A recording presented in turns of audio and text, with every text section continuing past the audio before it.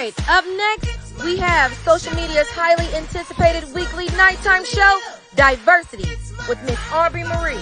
Get ready to laugh, get ready to cry, get ready to have those hard conversations with Miss Aubrey tonight, streaming live on all social media platforms. Let's go.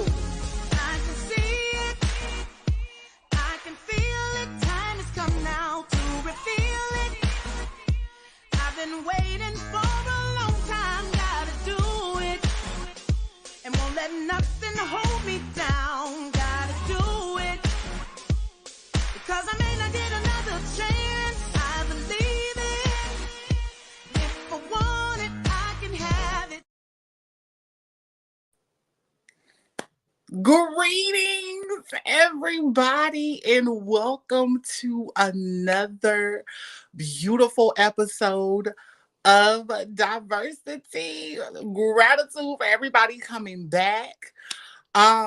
First things first, I want to show so much gratitude with A Walk with the Ancestors Productions for putting on this fabulous production, honey. So if you are in the comments, just show love to A Walk with the Ancestors as they are doing the motherfucking thing behind the scenes. I am your host, honey, Obeary Marie Ting. And today's show is going to be very good, y'all. I have been wanting to talk about this topic for a very long time. And one thing about it, two things for sure. Broken homes is a very serious thing that is going on in our African American community, Melanite community. And so today's topic, as production has put it up there on the screen, honey, broken homes. And I am going to answer questions and talk about my experiences of the home that broke me. So if anybody is out there that is like, listen, pretty much came within a broken home, things of that nature, most definitely this is the topic for you. The first question that I feel like that is very important is for us to be able to talk about what is broken homes. Let me go ahead and get y'all comments up here because I already want to see y'all, honey, in the good thing, honey. So the first question is, what is broken homes, right? The definition states that it is a family in which the parents are divorced and or separated. How many of y'all in the chat know what broken homes are, like what it is, what like the experiences of broken homes? Like how many people have really experienced this type of situation in their realities? Remember, diversity is a safe space. I do want to go ahead and let the ground rules. This is a no judgment zone, honey. We are judge free. Okay. Don't come over here trying to talk about nobody and their experiences. These people are here to heal. Okay. And they're here to get out whatever they feel like they need to kind of get off of their chest, child. This is what diversity is all about. Okay. So for anybody that is in the comments that may feel like that this is a trigger for you, trigger warning. Yes. Production, can we get that up there for just a quick moment? Honey, trigger warning. Because this may trigger some people in regards to understanding about the importance of broken homes and how it can affect your life. The broken families can be caused by various factors: communication disorders, ecocentricity, dissatisfaction, economic issues, lack of education, time constraints, third-party disturbances, and psychologue. Not sure what that is.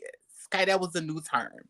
But Gratitude, gratitude. This could be a trigger warning for you guys. So, and we can put the topic back up there if you wouldn't mind, so that people can know exactly what's going on when they come in on today. So we're gonna ask some, or I'm going to answer some questions in regards to talking about the home that broke me. So, my production, okay, my production partners and team, honey, we came up with these questions, and a lot of these questions was just out of.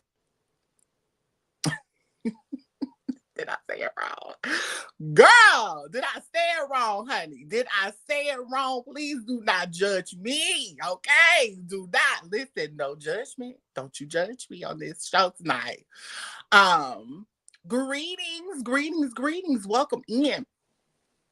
And so the questions that we have, I wanted to talk about my experiences because I did grow up in a broken home, honey. So the first question first is first. Let me go ahead and get some things pulled up here. Were you afraid of loneliness due to having no one to turn to for guidance? Were you lonely due to not having anyone to lean on for guidance? Was I afraid? Um, can we keep that question up there? Because it's like a two-parter. Like, yes, gratitude. Were you lonely due to not having anyone to lean on? Girl, what? Okay, girl. Are we getting it together? What are we doing, girl, with this question? I am tripping. Ow, that is so funny to me. So we're gonna get it up here. Were you lonely due to not having nor having anyone to lean on for guidance? Were you afraid? Were you afraid? Um, Within my experience, if you guys came into the last week's episode, I told you that I had transphobic and homophobic parents, right? So throughout my childhood, it was very lonely. I grew up in a home where there was a lot of acting, so to speak. I felt like that the love that you would see within a normal family dynamic was never displayed in my home. So I was a child that pretty much grew up to the beat of her own drum. There was no um love that really stimulated in the house. It was more so of, if you do something that you know that you're not supposed to do, you're punished for it. I was never told when I did anything good, or I never really kind of got the good job or the rewarding for the good job. A reward was you going outside. A reward was, oh, if I got something planned, you get to go to the movies or something like that. It wasn't necessarily a house that I could be able to express a lot of my emotions at all. I was kind of in this thing by myself. So with me being lonely, there was nobody there that I could be able to lean on or kind of talk to.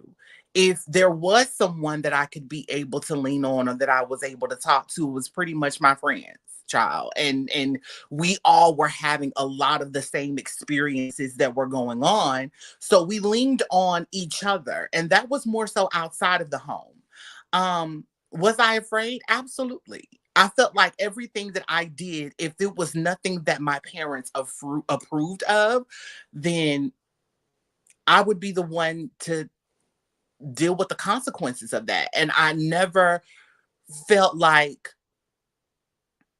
I had the foundation to really go and say, well, mom, this is something that I'm dealing with on today. Father, this is something with him not really even being there. Okay.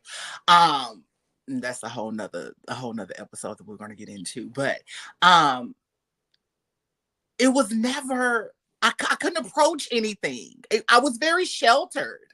And I felt like the only time that I was able to really express myself was outside of the home, at school, or anything like that. But when we talked on the first show, we definitely kind of touched on that. But that's pretty much an answer for that. The next question. Through the chaos, did anyone create a safe space for you? If so, who? Um, in times, I felt like a couple of members of the family tried to utilize a safe space, but it oftentimes, in my situation, became very messy. And those of you who have family members that will use the children to get information out to go and it becomes a whole family drama, that was a lot of people in my family. I had aunts and uncles that would say, I'm here for you, or I understand your circumstance and situation, but this is something that they would go back and gossip about. And then now you find yourself in a world of trouble because of the simple fact now I have to deal with my parents or parent being upset because now their business is out on the street. But nobody was checking in on me to see how I was doing. You are out here worried about your image. You are out here worrying about what this man was doing in this failed marriage.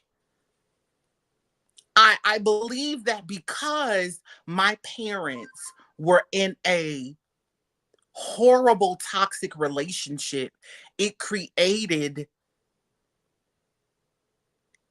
a situation that I think that I never thought would affect me in my adult life. Let's just say that. Um, but I had people that were there, that tried to be those safe spaces, but I think that ultimately it pushed me further away from just expressing myself due to the fact that a lot of people were not necessarily um there for the right reasons. How did you get rid of the stinking wait? Hold on, wait. How did you get rid of the stinking thinking that comes with the neglect and abuse? What do you mean, Michelle, with the stinking thinking? Like, what do you mean by that? I want to get your response um on that. Oh, excuse me, y'all. Stinking thinking. I'm like, I want to make sure that I'm really understanding this question right.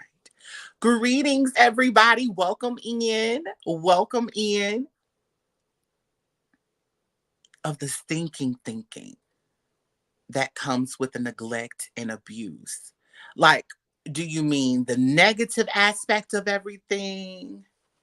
Thinking you're not good enough. I think for me, that's a deep question. Um,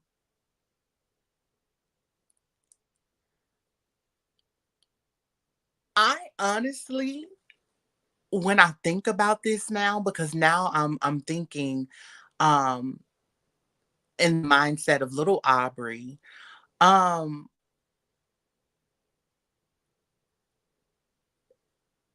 I constantly tried to put myself in positive situations to where I did not have to think of the negativity. Whether that be going outside and not coming back in until the street lights is about to come on, or watching my favorite shows that would be anim- animation, or something like that. Like, I always try to escape it. If it was somewhere that something that I could do, somewhere I can go, I'm always trying to escape it and getting that point. I think for me, I blamed a lot of my childhood on my father because of the simple fact that he was constantly hurting my mother in front of my face. So when I think about it, and being a child and being exposed to domestic violence, and it being a physical situation to where you're seeing your father hurt your mother physically, and I'm talking about Tina Turner type shit, busting windows and things of that nature, it made me angry at him because I'm trying to understand, where was this nice person that I remember at a young age that loved all of us at one point. And I was confused because I'm like, I did not know what to do in those particular situations. Um, did it manifest in the negative ways? Can we get that question back up there? Production. Currently dealing with the family gossip, people coming to you, spying to get info to share, and it's not a good feeling. So I understand that. Absolutely. Yes. I think that family members have forgotten the full understanding of what a family dynamic is. If you're close to these individuals, why is there so much division? Why is there so much um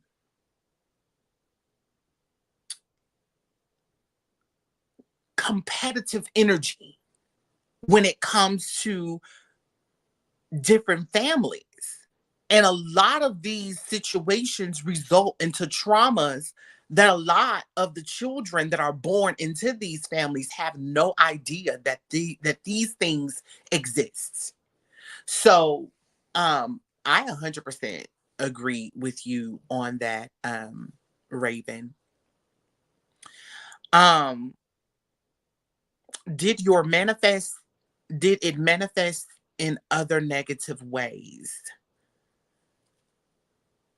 I want to be able to understand that question too. And we can come back to it. Michelle, I want you to come up when it is questions with Aubrey Marie, or just having conversations with me, so we can be able to kind of talk about that, because I want to make sure that I'm answering your question correctly. How was it growing up with your parents? Horrible. Horrible. It was horrible. Um,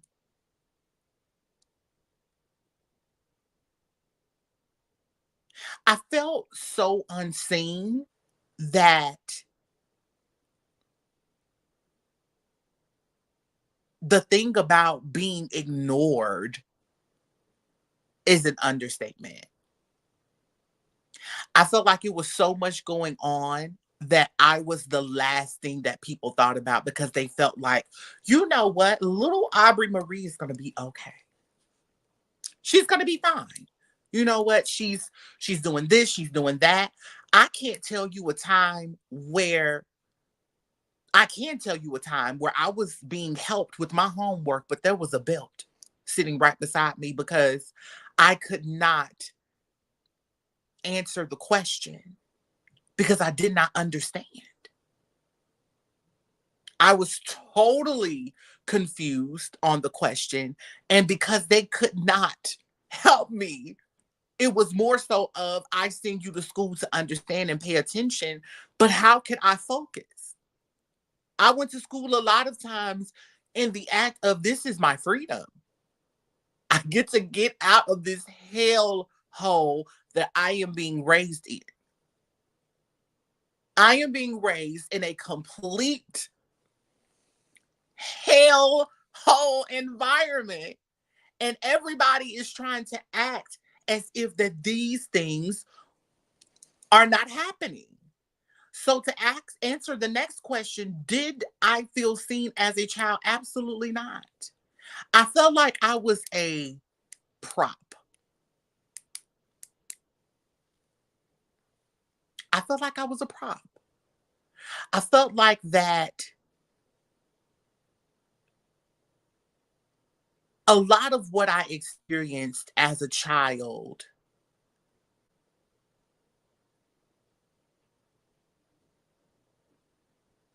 it really made me think as an adult, you really endured a lot of shit that you just kind of packed up into a fucking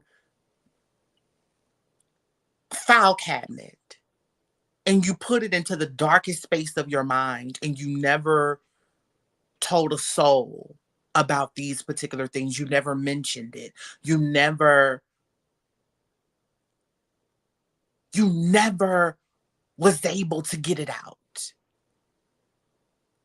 You you fought so hard to do the right thing that you ended up losing yourself in the process. And it was very difficult. I felt like I could never do anything to be seen and make anybody happy. A lot of you that were in last week's show when I was talking about where my father was watching me at this football game and I was so focused on the drill team. And he told me at 12 years old, um, I do not support what you want to do, and I'm no longer your father. And I believe that the emotions of that file cabinet on top of those additional things that I'm adding things to the file. I never was able to, oh, y'all, I gotta get this on my eye, to properly, girl, wait a minute, hold on. I never was able to properly heal and get those things out. But yet I'm seeing a sibling of mine get counseling because he was a victim of molestation. And the whole time while he's getting the help, he's also molesting the fuck out of me. And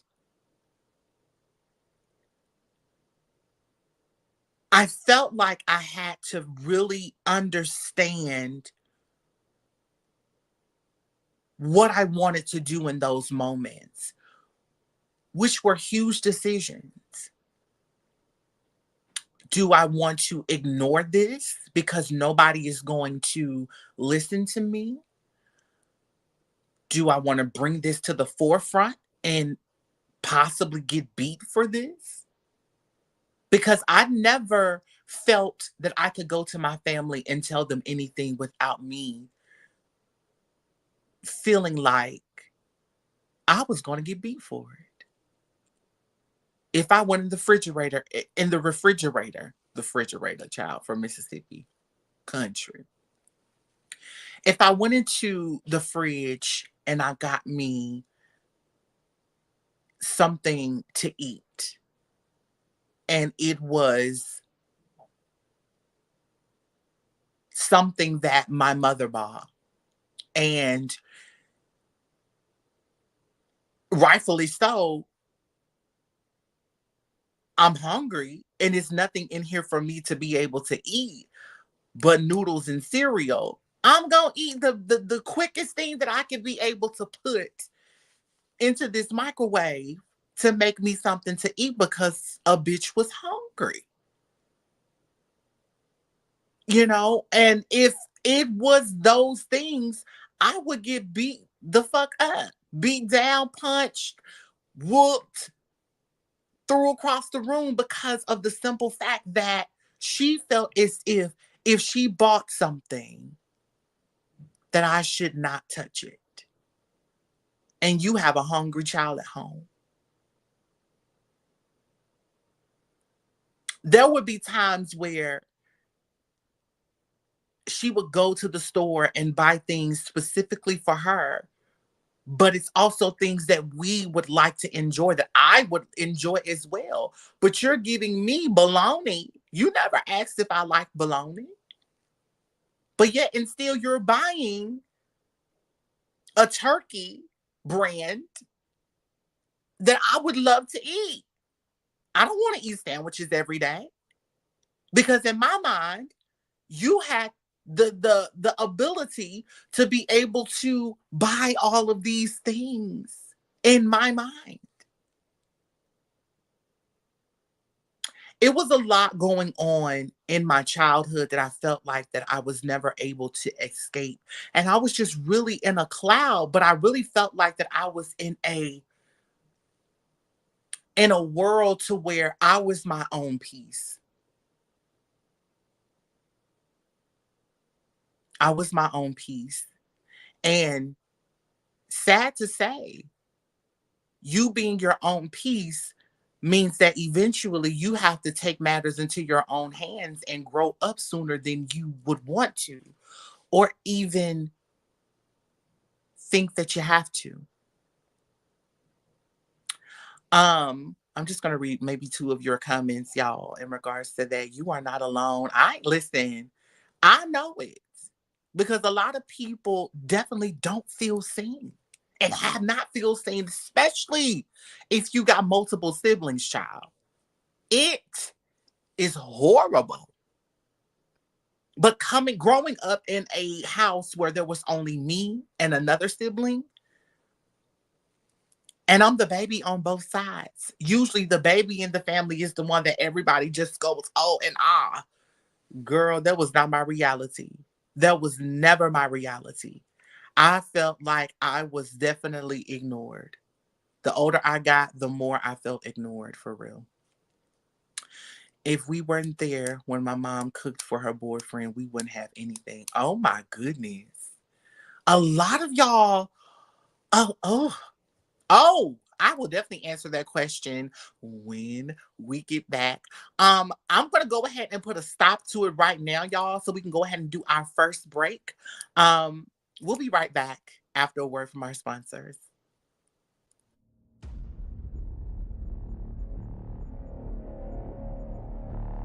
Greetings, governess. How are you today? She's already sent me his picture. She's already paid for the services. A little background about it is that basically with the police, they're not giving her much information, and she just wants to know like where to begin. Like, how did this all start? You know, who could be a possible suspect? Say somebody is driving and like somebody pulls in front and like I need to go around, but they keep like, okay, hold on, God, hold on a second. I really keep feeling like there's a genome involved here. Let me tell you what I keep hearing. Like, there's something about a genome or someone of a different culture. I also feel like there's a police involvement here. Some sort Listen, I don't want no smoke. Understanding Archie's Autism, A Sibling's Guide by Shakayla Absalom. Understanding Archie's Autism is a guidebook that gives the readers a fun, lighthearted understanding of autism. The story follows Archie's big brother, who takes you on an adventure up and down the autism rainbow that follows what a typical day with his little brother looks like. Did you know that more than 75 million people all over the world are autistic? That makes up about 1% of the entire population. The purpose of this story is to bring attention, awareness, understanding, and acceptance to awesome individuals around the world.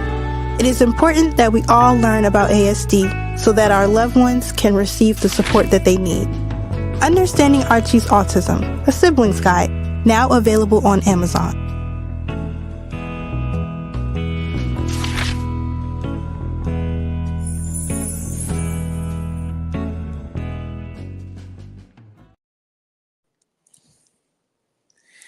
Welcome back, y'all. Listen, I've been reading the comments on the commercial, and I want to show gratitude to everybody that is just sending out so much love to me. But before we go in and I kind of respond to some of the comments, if you are looking for sponsorships, honey, we have them available. A Walk with the Ancestors and A Walk with the Ancestors Productions. We want you to come and get your life with a sponsorship package. All right. All you have to do is email a magic walk gmail.com, where we could be able to get in contact with you and tell you exactly everything that you need to do in regards to those sponsorship slots. So again, if you are interested in wanting your commercial or ad on all of the A Walk with the Ancestors productions, just email a magicwalk@gmail.com. Again, on today's topic, we're talking about broken homes, honey. And I'm just answering a couple of questions that my production team has come up with. And listen, amazing. And we're just kind of going through those particular experiences. I saw something during the commercial break that literally was just like, wow. One of the cousins indicated that she's about 65 years old, and that she never told her mom, who is 81 years old, about her experiences. And the fact that she denies everything, that is, I want to talk to you, girl, when it's time, honey. When it is time for questions with Aubrey Marie, honey, you make sure that you hit that link so that we can talk. Because I want to talk about that. Yes, Victoria. There was a post going around that said that the older generation keeps wondering why the younger generation is overly sexual because the older generation was molesting the heck out of us. Yes, I thoroughly agree. Quick story time, y'all. I just told my mom, and I'm 29 years old. Okay, 29. I'll be 30 in April. But I just told my mom this year, who I had not talked to for 4 years. And just throughout the months and the years, I never knew how much trauma I was carrying when it came to just me. There was so much. Remember, I talked about that filing cabinet, never opened it up. It was a lot. I definitely experienced a lot. But I finally told my mom about the molestation that happened with my brother. And in this conversation, immediately what she did was play victim. She literally went into a woe is me, and that was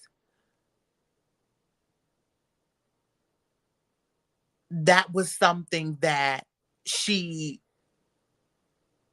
if she could tell me that she's not going to believe that in that moment, I felt like that she would have.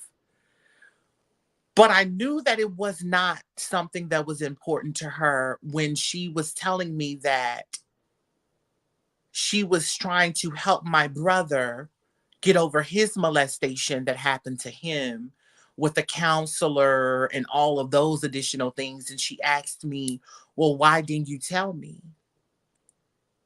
And my response to her was, you just told me that you had all of these things that you were trying to fix with him that you never. It was going to be too much for you to hear that your child was doing the same thing that he said that somebody else did to him to your other child. I said to her, you are not going to be able to handle that. The response that I got from that, y'all, was absolutely nothing. She looked at me in that camera, and it was just like she was lost for words for once in her life. And this is a verbal woman that has a lot to say about a lot of things. Especially the fact that I am a trans woman. She had a lot to say. But in the act of you being accountable as a parent, and the only thing that I think that a lot of people, that when they're telling their parents about their truths and they're really kind of revealing things and things are coming to the light, they're survivors, because I'm not a victim. I'm a survivor. The things that you want to hear is, wow, I'm sorry. What can I do to be able to help you through this particular situation as the woman that you are now? I did not receive that. How was it growing up with my parents?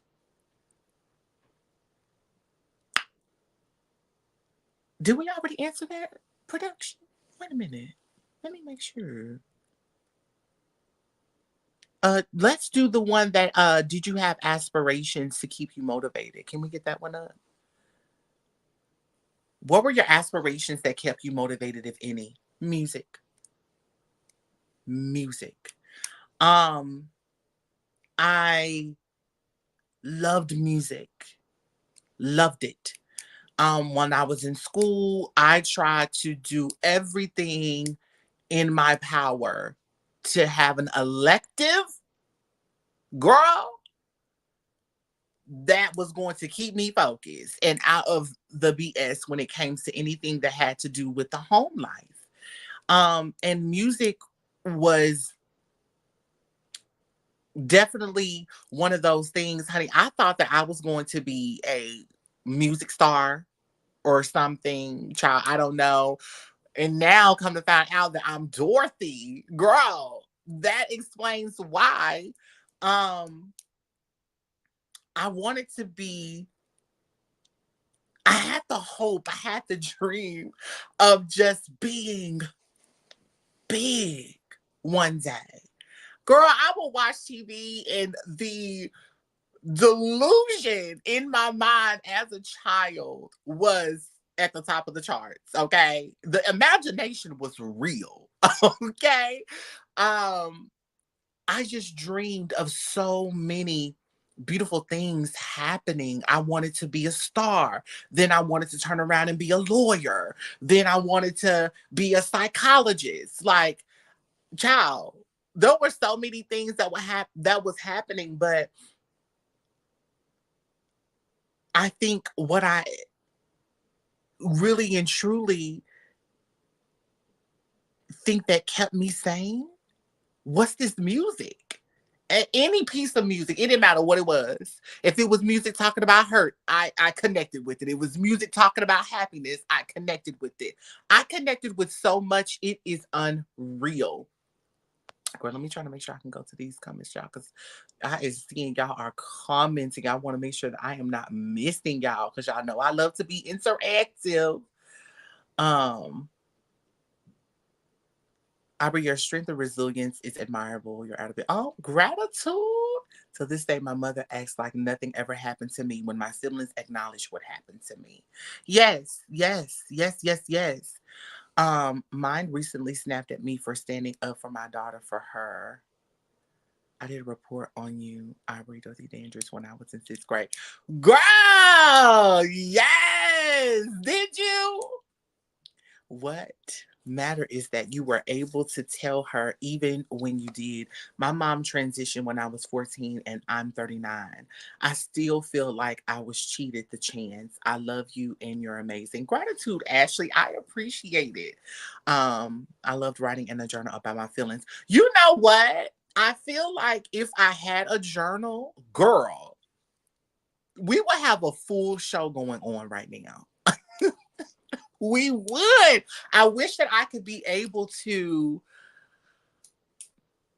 And as an adult, y'all, I feel like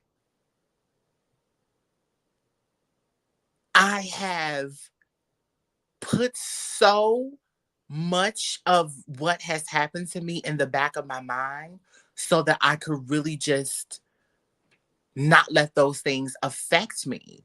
But it wasn't up until this year, well, last year, because I made a post about it. last year and this year where I was able to stomach to talk about the molestation. It was it was a mess.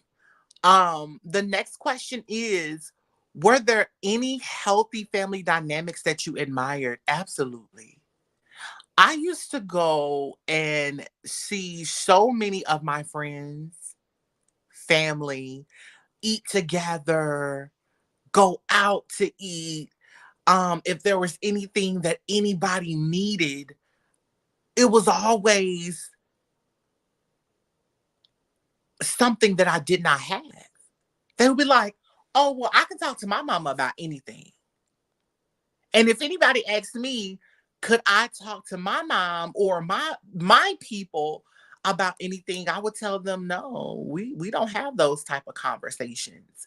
So I kind of found myself sometimes even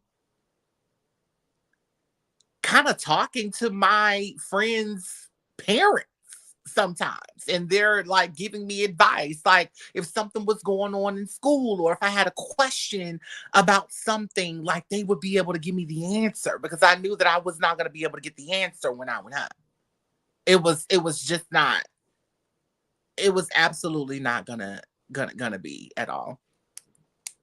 This is triggering, but my mom apologized to me on her deathbed because my aunt made her.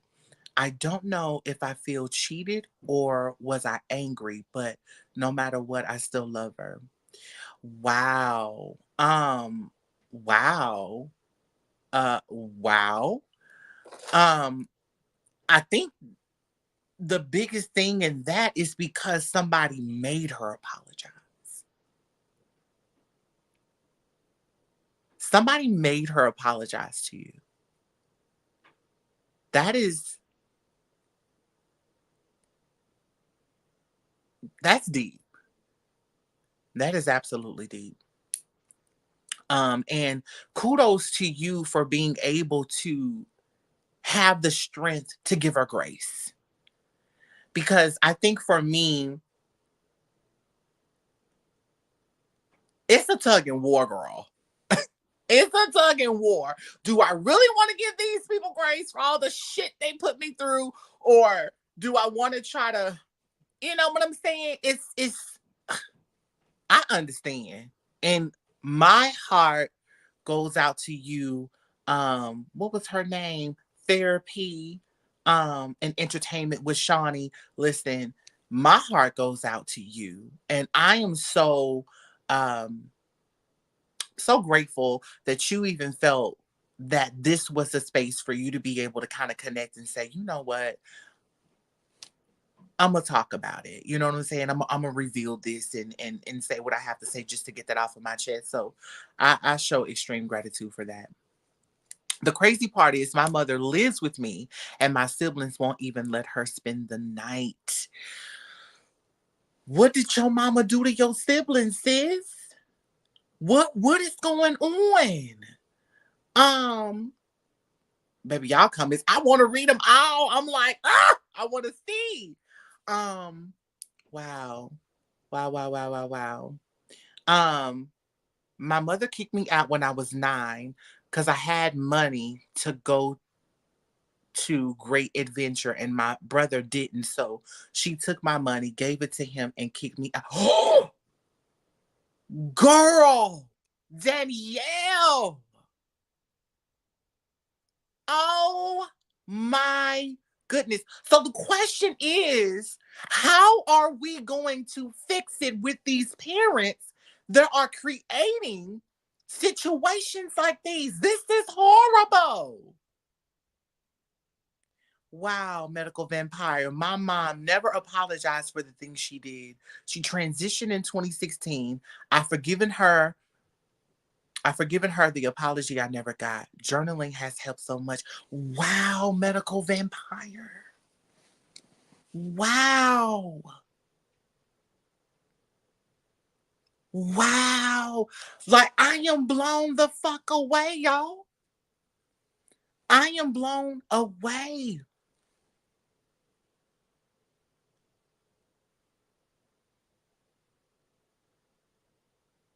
I'm blown away, and I'm also mm, mm, okay. That's a lot, okay, because that is tearing me up because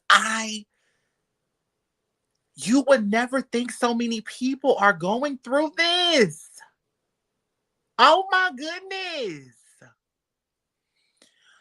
Okay. Who made your experience more chaotic in the home?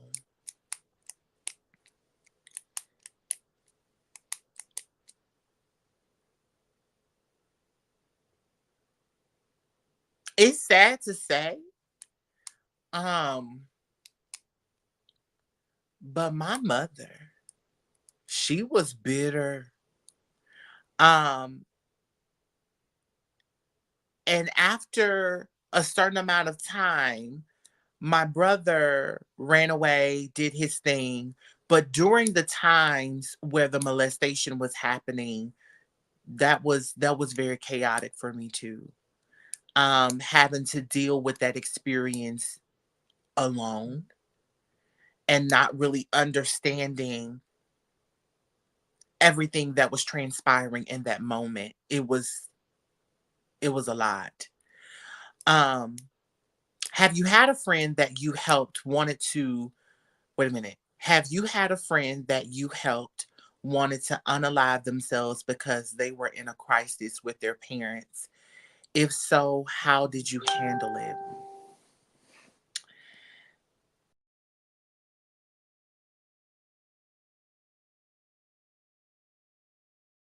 Y'all, let me turn this down because see, this phone is too loud.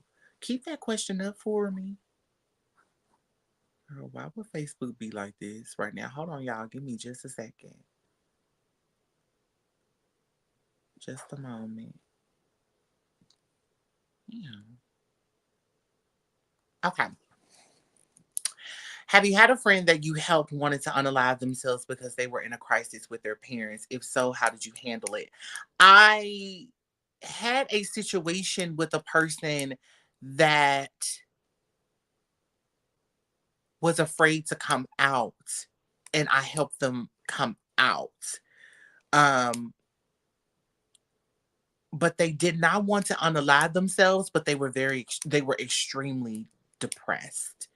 And I felt like because I was going through so much in my home, I was able to be myself in a whole different light outside of just being. I was okay, so it was like I was living two different lives. Okay. Bitch, I was one way at home. And the crazy thing about this, y'all, is like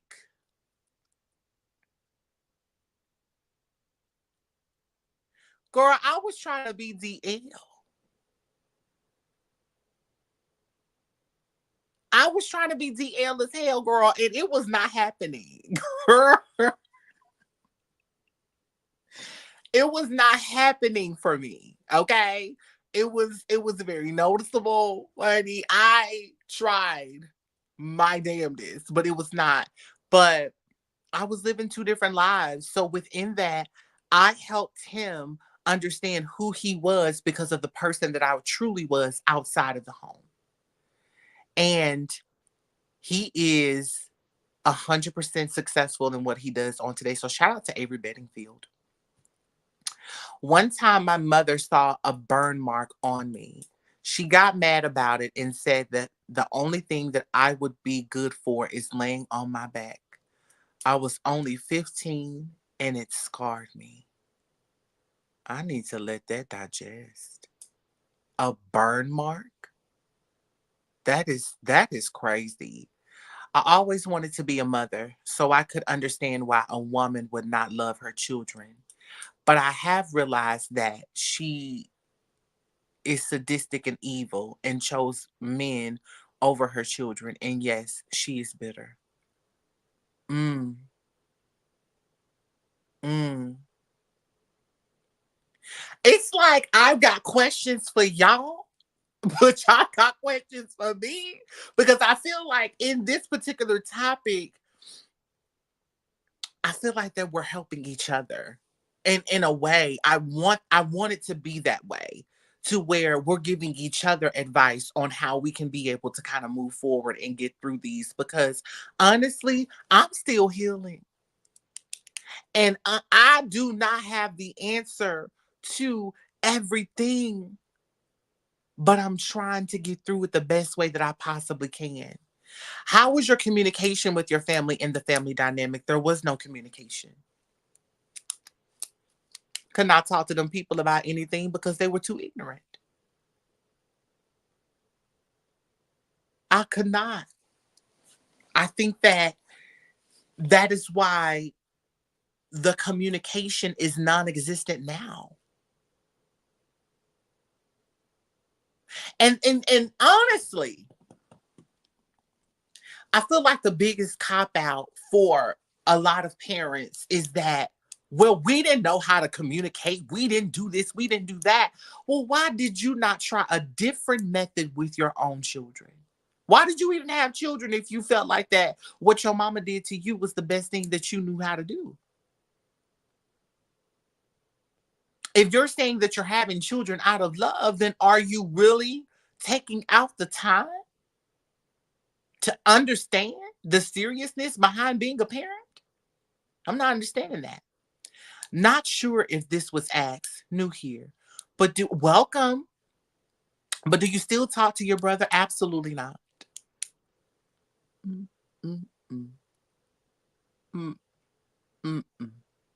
And the crazy thing about it, Miss Lady, is that my brother is my mom's favorite.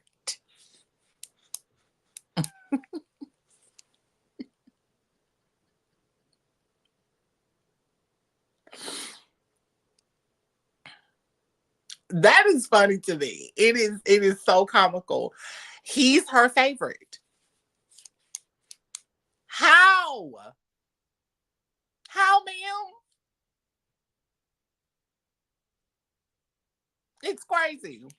Yes. Yes, girl. I still have my mother living with me because I want her to apologize and tell me she loves me. Danielle. Oh my goodness.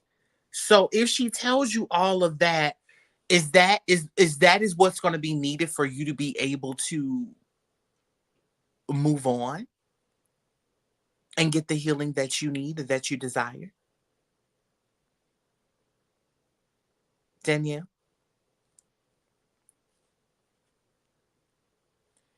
Listen, I do too. Can we get Madam Meek's comment up there? Because listen, I am, she says to everybody, I commend all of you who are fighting and have fought through your childhood traumas. You were not meant to break. I bless you all. And I send that to everybody because this is something that a lot of people are afraid to talk about. Growing up in a broken home and understanding that you are not alone. Listen, I'm here to tell you, you're not alone.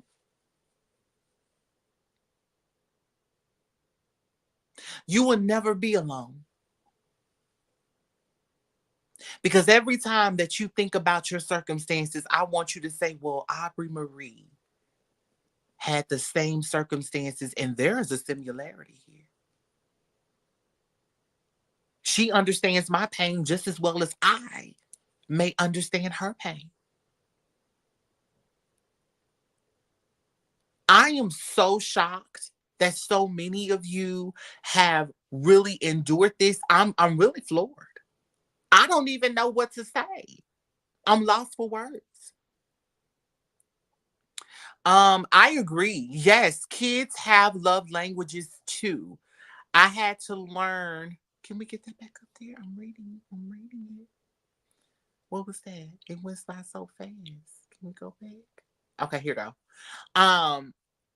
Okay, here we go. I had to learn mine, and I was determined not to be mentally abusive or emotionally unavailable like my mom was. I want to talk to y'all. Can y'all come up? when it is questions with Aubrey, because I feel like the next hour I want to dedicate that to the people that are dealing with this. And let's have a panel discussion. Let's talk.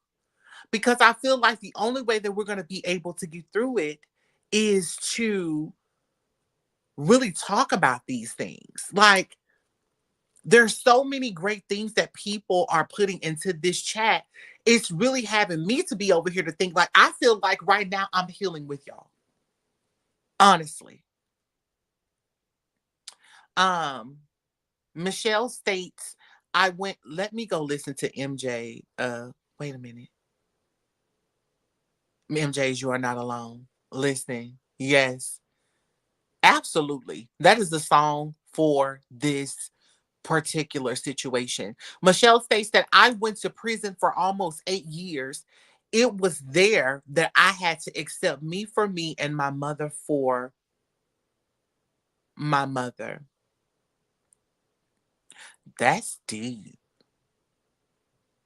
So after you accepted her, Michelle, how do you feel now? Excuse me, y'all. It's going to come up in just a second, Danielle. So when it drops, girl, I want you to hit it, honey. I was brainwashed for many years thinking of my dad didn't love me. One day I broke out of that matrix. The scapegoating got worse with me. And you know what? During their separation, because the thing about it is that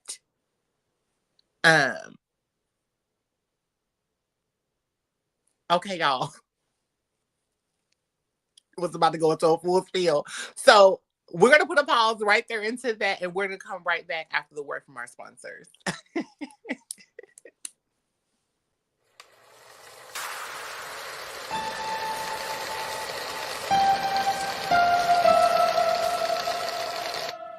What am I supposed to do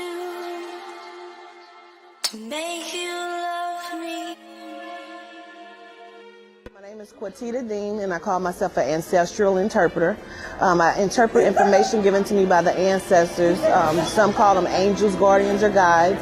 I reference them as our loved ones who cross back over into the spirit. I got my first reading from Quatita about 7 years ago, and for free, by the way, and it was absolutely incredible.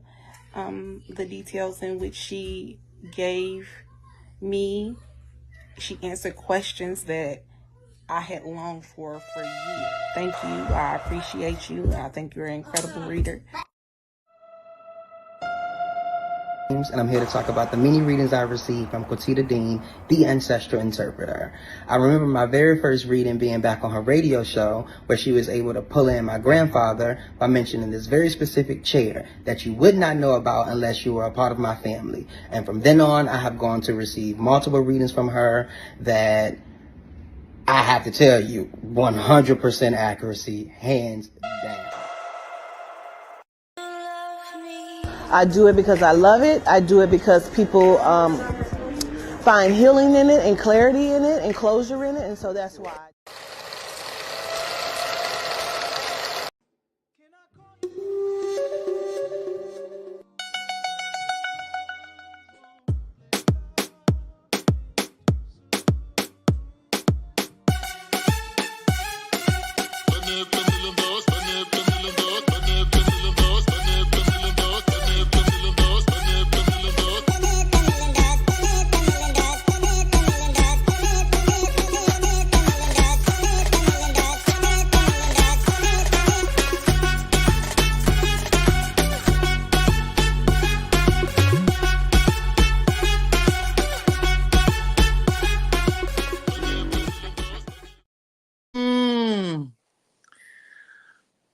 Welcome back, honey. That was another word from our sponsor. Sponsorship slots are available, honey. Please Get with a Walk with the Ancestors Productions as we want you. Honey, we want your commercials. We want your time. We want everything, honey. If you are interested in putting your business with a Walk with the Ancestors, we just ask for you to email a magic walk at gmail.com. Again, that email is a magicwalk@gmail.com so that we can be able to advertise your beautiful business. Yes. Today's topic, we are still talking about broken homes and the home that broke me. I'm answering questions, but this show has taken a turn for its own healing agenda, which is amazing to me because a lot of our cousins down in the chat have dealt with some broken home situations. And what I hope that everybody get out of this show is that you're able to get the healing that you deserve and know that you are not alone.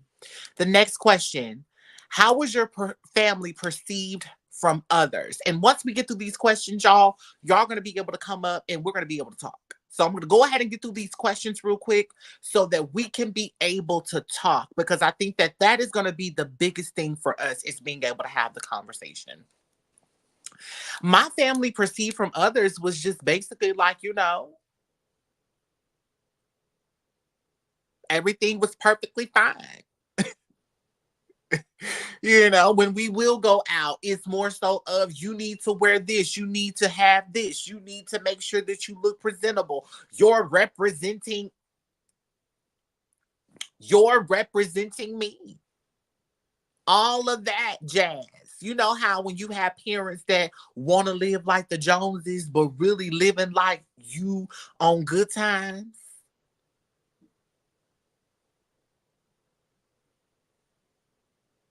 Robbing Peter to pay Paul. Yes. That is exactly what that is, honey. We were not living in the fancy apartment in the sky. We were definitely struggling in certain places. Okay. What does family look like to you? Family is unity. Family to me is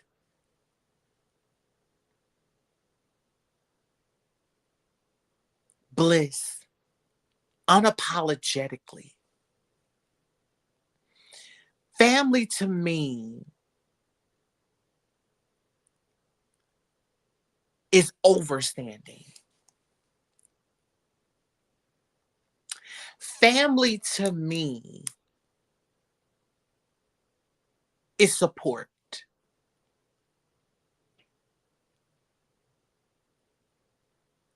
Family to me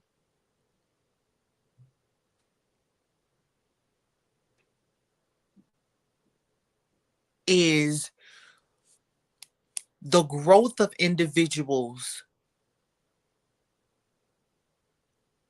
who have each other's back unconditionally. That's what family is to me. What would you tell parents today about creating a healthy environment in the home for their children?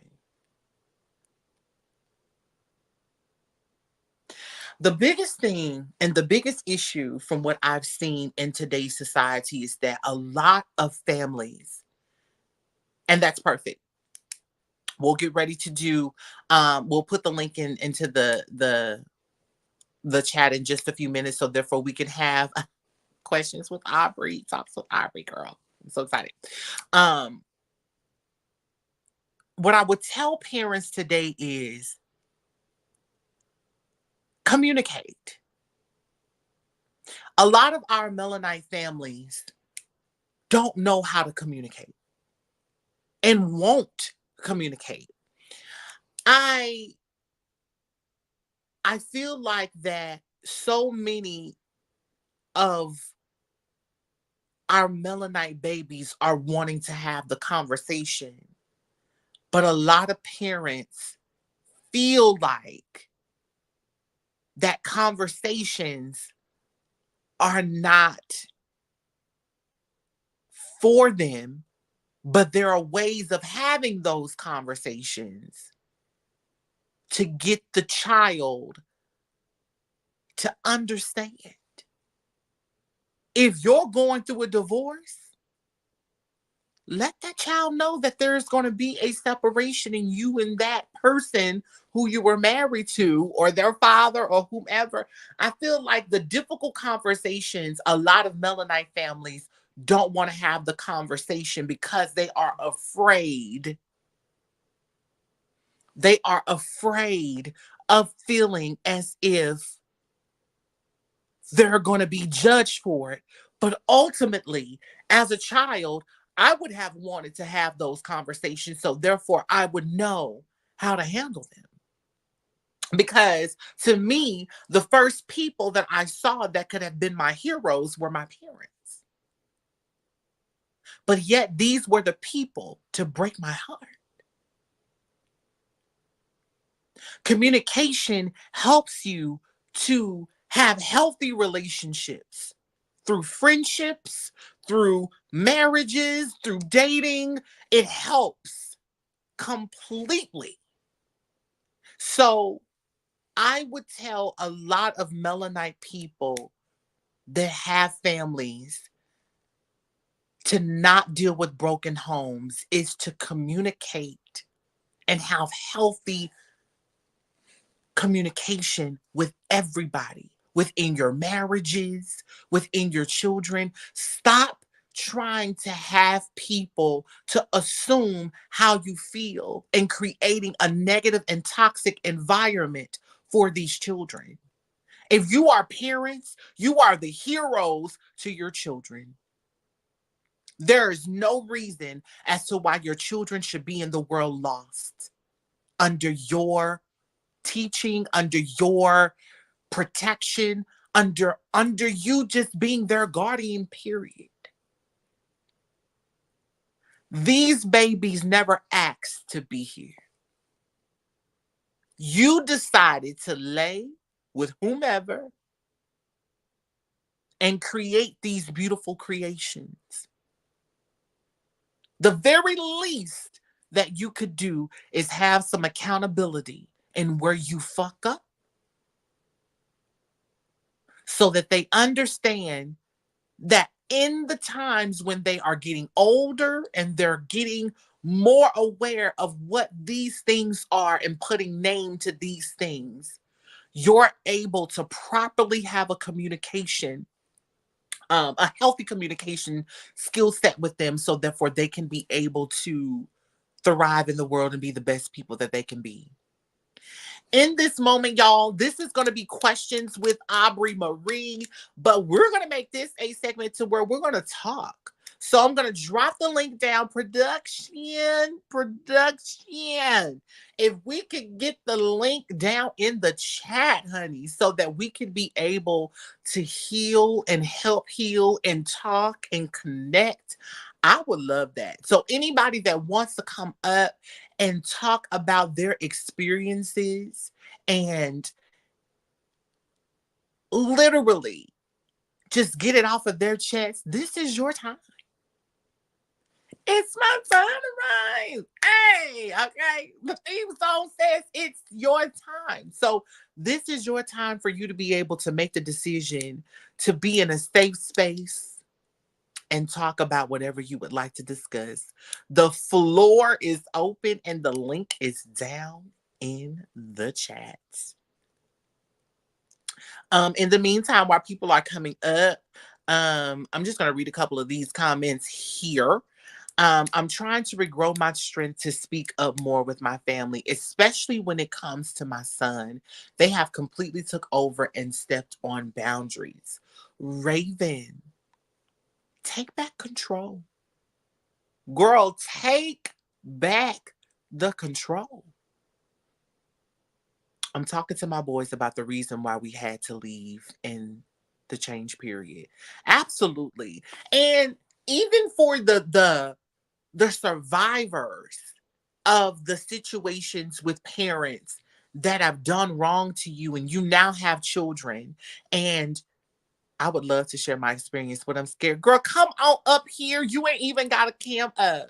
Come on, sis. Come on. Tari. Hey, boo. How you Hey, doing? Hey, y'all. What's going on? good. I'm good. Hey, Danielle. Hey, Miss Lambs Jones, girl. What's going on? Hey, Hey, Aubrey. Aubrey. Hey. So, what do y'all got to talk about on Listen, Danielle, listen, girl. Info, who wants to go first so that we can go ahead and talk about a couple of things? I think Danielle was first. Yeah, come on, Danielle. Let's talk about it. What you want Okay, to which talk I about want to on know. today? Okay, you had asked me if my mom would apologize and acknowledge what she done. Mm-hmm. Would that help me? I think that would help me a lot because the man she's done it with, like abused me with too. He before he passed, he apologized and he acknowledged what he has done for Mm-hmm. years. I'm 40 years old right now, Wow. and this happened when I was 12. Mm-hmm. Um, until this day, my mom won't acknowledge it. My siblings acknowledge it, uh, and she's still like, "Oh, you had a smart ass mouth." What? This nigga just not. Excuse me. No, no, no. Go ahead. No, no, no. This is how you feel, sis. Yeah, No judgment. Safe space. Go ahead. he just smashed my face into the stove Mm. and knocked my front teeth out. So for missing, coming in the kitchen talking about you missing a spot on the stove. I'm cleaning the stove. Now, Mm. besides that, I'm the second oldest. My siblings could do no wrong when they was doing wrong. So I was the one that took all the beatings for them. They never got beat. They never got punished. Nothing. So, Danielle, let me ask you this. Did you feel like the Cinderella of your family? I felt like I'm not gonna say the Cinderella because my mom we ain't as far as cleaning and stuff like that. Yeah, Yeah. right. Nah, I wasn't the only one doing that. Okay. But if they got in trouble, doesn't matter what they done. I was the one to take the beatings. I was the one. I could walk outside to the mailbox, and Mm. my mom would say, "You fucking the mailbox." They had a lock on our refrigerator. What?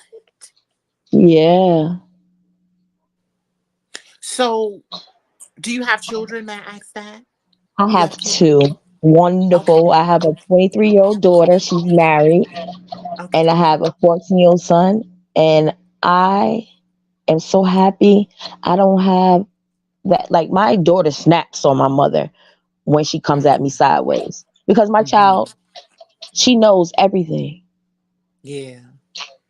I don't hide Yeah. nothing from my kids. My daughter's married, and my daughter's married to a woman. My mom can't stand it. Mm. Wait a minute. Hold on. Pause. Put a Yeah. pause in that. How you gonna judge somebody Okay. else And when then you she had talking about what? I never had to put my hands on my kids. I never Mm-hmm. had to, you know what I'm saying? All I will say to my like if I see something wrong, all I would say, what's wrong with this picture? And my Mm-hmm. kids know what's wrong with it.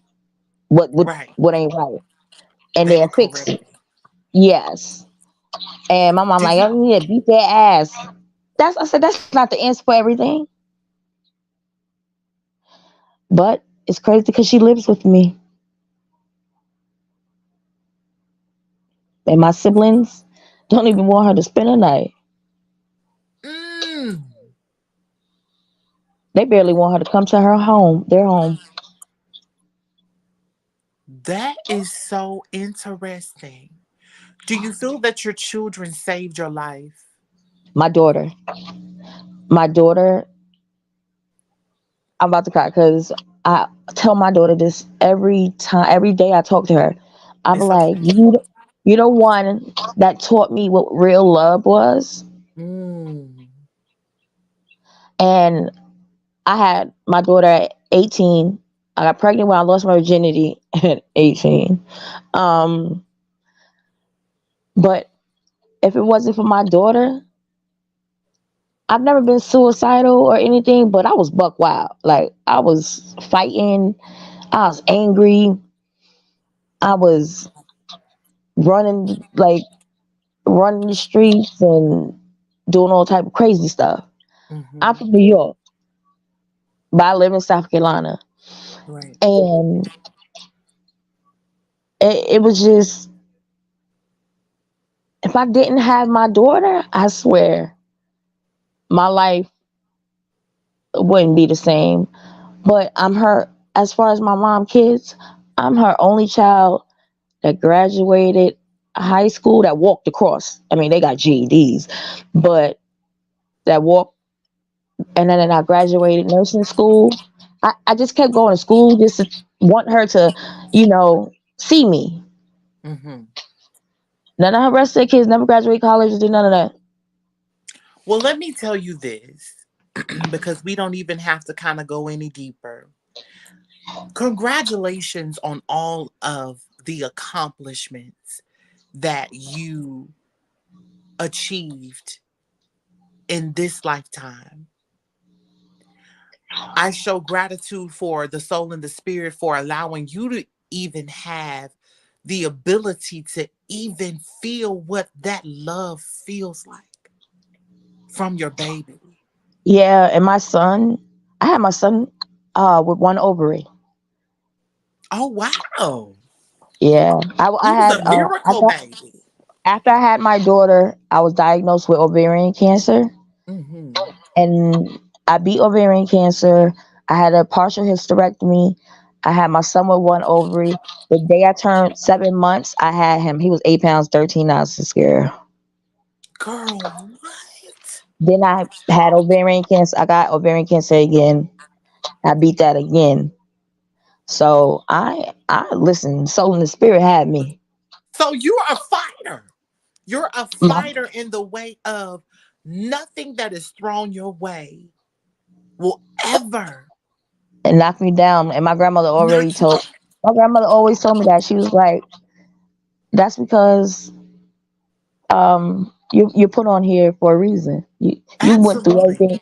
You going through everything you going through because they know you can beat it." And I used to Absolutely. just be like, I used to want to give up. Like, why she treat me like this? Listen, I'm going to tell you this and I'm going to go ahead and go to the next person. But I want you to know that you, and I think that I may even need this for myself, girl. I'm going to say Okay. we don't need an apology for us to be able to know that we are great. Yeah, I know that. I don't know. I just want my mom like the way she used to give my siblings. She still do, and they treat her like trash. But I think that the thing about it is that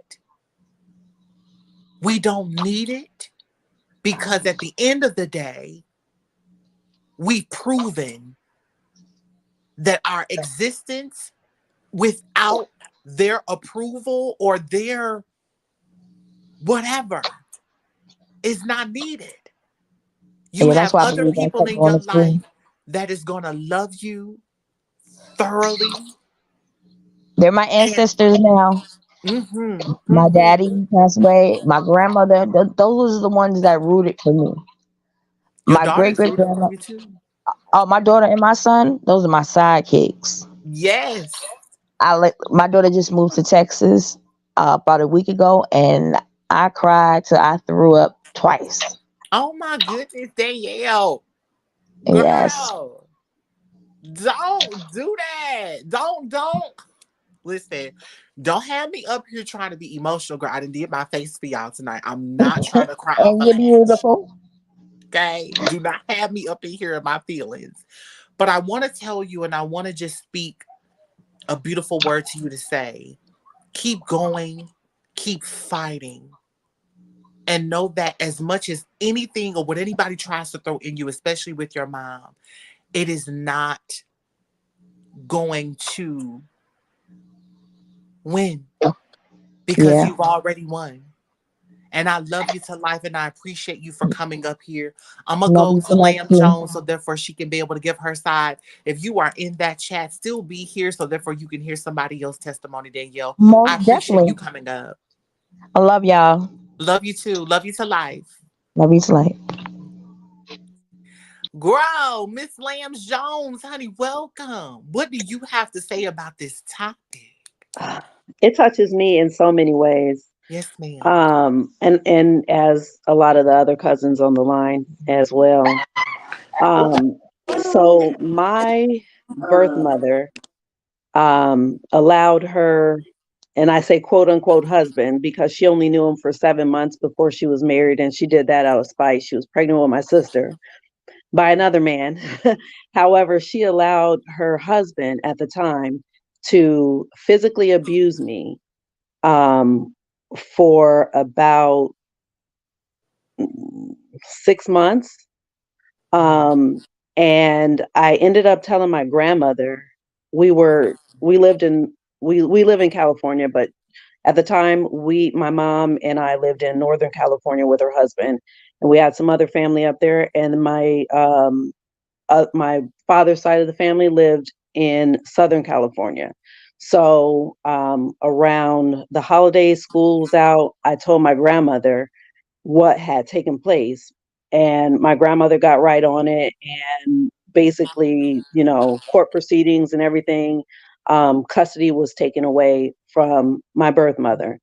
So my birth mother still, well, yeah, still to this day, says that it's my fault that I was taken away and I should have just not said anything because what happens in the home stays in the home.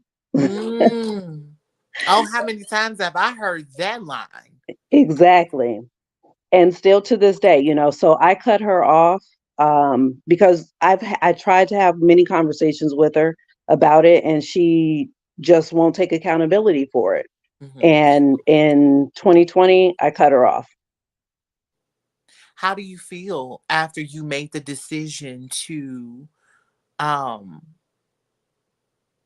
well, number one, let me say congratulations to you for setting the boundary of saying that enough is enough.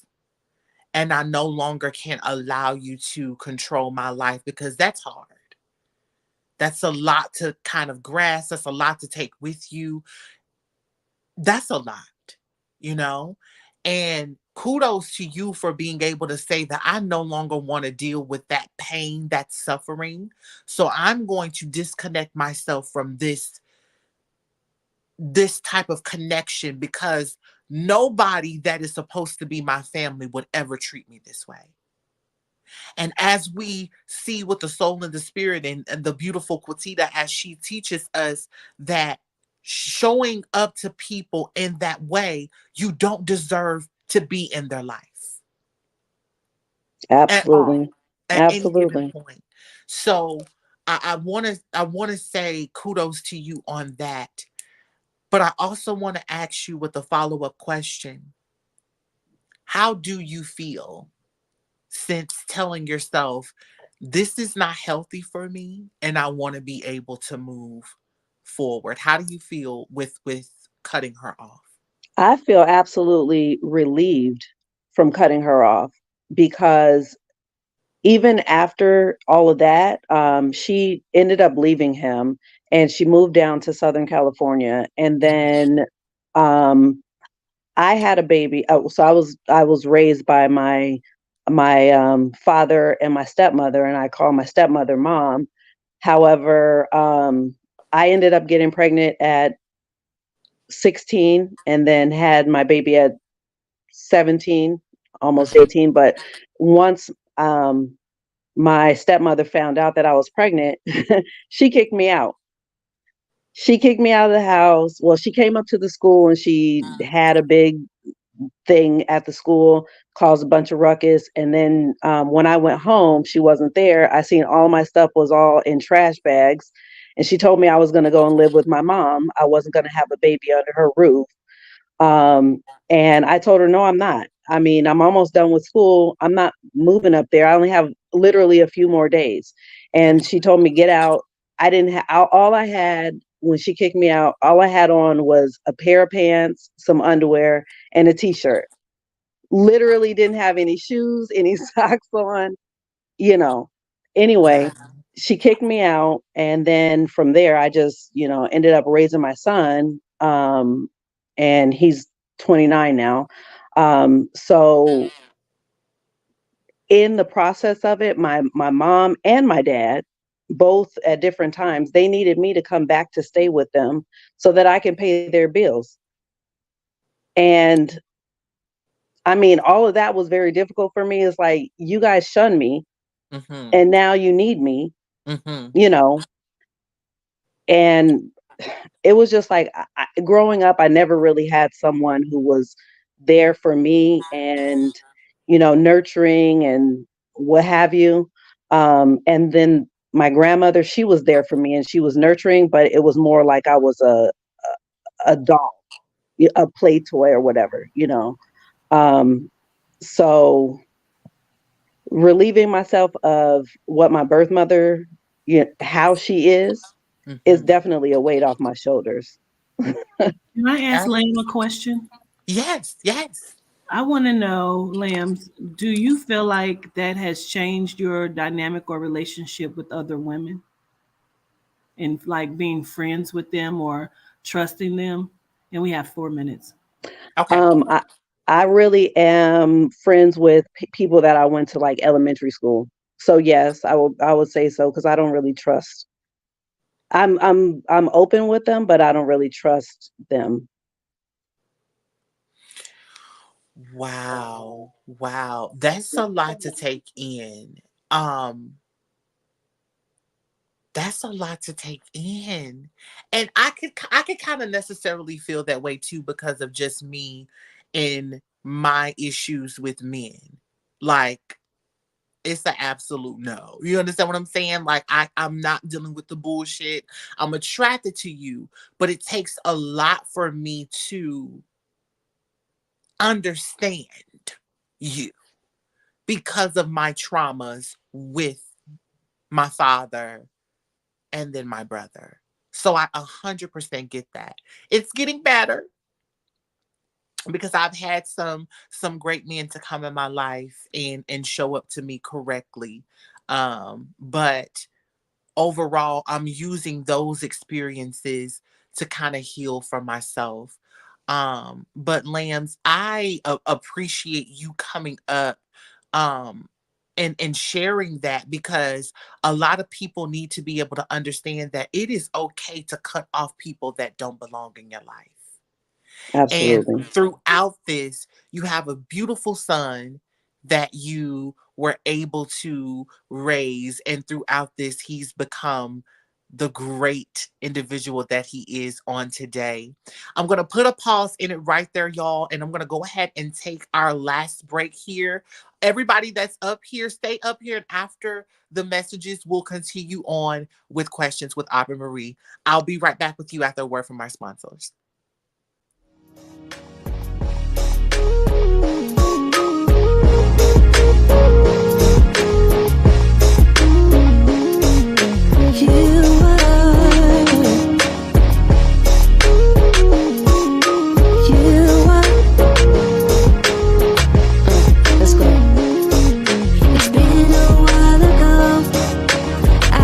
Searching for some things, found some love before, but not like this. I can't explain. Try my best, no luck, but then you came around to me, gave my heart a touch.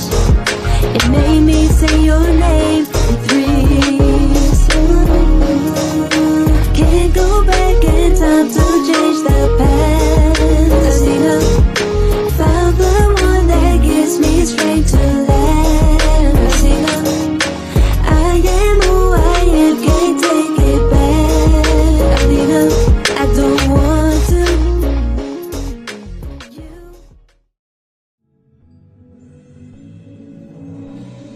forget to look within as you shine from the inside out. Book your general reading, your scribed reading, and your past life reading with Charming Tea at www.awalkwiththeancestors.com. Understanding Archie's Autism, A Sibling's Guide by Shakayla Absalom. Understanding Archie's Autism is a guidebook that gives the readers a fun, lighthearted understanding of autism. The story follows Archie's big brother, who takes you on an adventure up and down the autism rainbow that follows what a typical day with his little brother looks like. Did you know that more than 75 million people all over the world are autistic? That makes up about 1% of the entire population. The purpose of this story is to bring attention, awareness, understanding, and acceptance to awesome individuals around the world. It is important that we all learn about ASD so that our loved ones can receive the support that they need. Understanding Archie's Autism, A Sibling's Guide, now available on Amazon.